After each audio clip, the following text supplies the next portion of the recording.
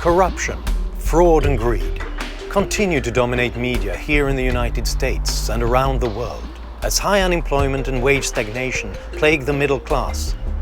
And growing income inequality has caused millions to wonder, is the system rigged? Is the free market in its very nature corrupt? What is the relationship between morality and markets? Amazingly, a Scottish philosopher and economist explored that very relationship nearly 250 years ago, in the 18th century. His name was Adam Smith.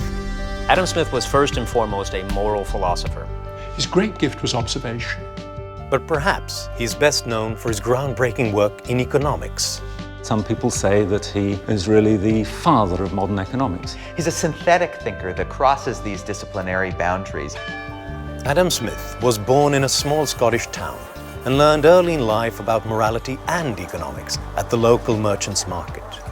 He went on to study at Glasgow University, became its top administrator, and then a pillar of the most unlikely intellectual revolution the world had ever known, the Scottish Enlightenment. He lived, lectured and socialized in Scotland's capital city of Edinburgh, created the unique economic concept of an invisible hand to describe what happens when we act in our own self-interest, and invented the idea of the impartial spectator in his surprising analysis of the evolution of morality. And I'm fascinated by Adam Smith, a man who would turn the notion of how societies and economics work on its head and make way for the modern age. He recorded his ideas in two comprehensive books, The Theory of Moral Sentiments and The Wealth of Nations. Was he a revolutionary moralist, an uncompromising advocate of self-interest and free markets, or something altogether different? Who was the real Adam Smith? Funding for this program has been provided by John Templeton Foundation.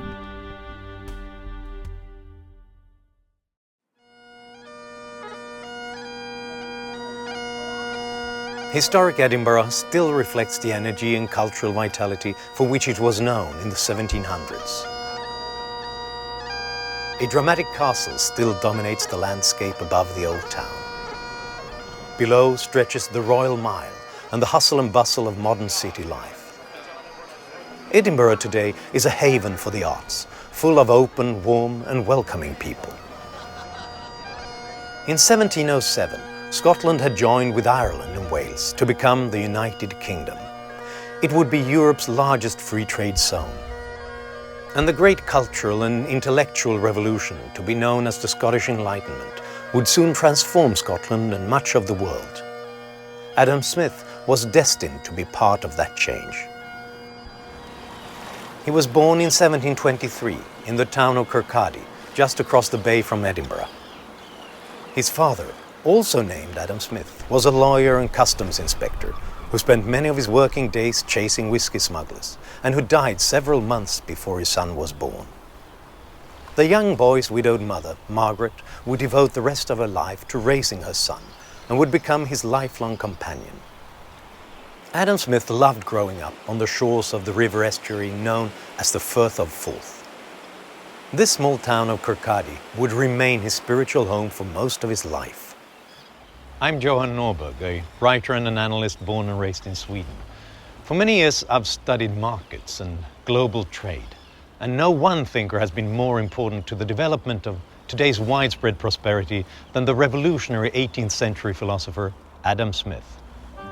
Most people today remember only half of what makes him important, his economic principles.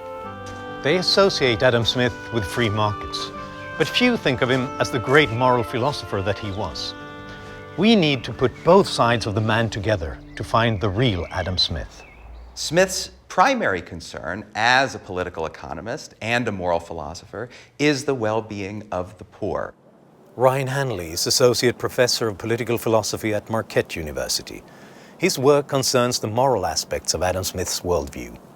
So in many ways, Smith subverts our conventional distinction between left and right by sharing with the contemporary left a deep concern for the goods and the well-being of the poor, and with the contemporary right a belief that the proper means for achieving this, the most efficient means, are in fact free markets. These steps lead up to the church that Smith's mother and sometimes he himself attended. Hi, George. Hi, John. Let me show you around. Thanks. George Proudfoot is a local historian, college professor, and trustee of the Adam Smith Global Foundation. Can you tell me a little bit about the church?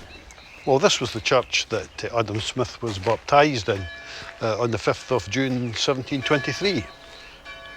Adam Smith and his mother would have attended the church on a Sunday, and these are the very steps that they would have climbed from the house up to the church. So Smith walked on these steps? On these very steps, that's correct.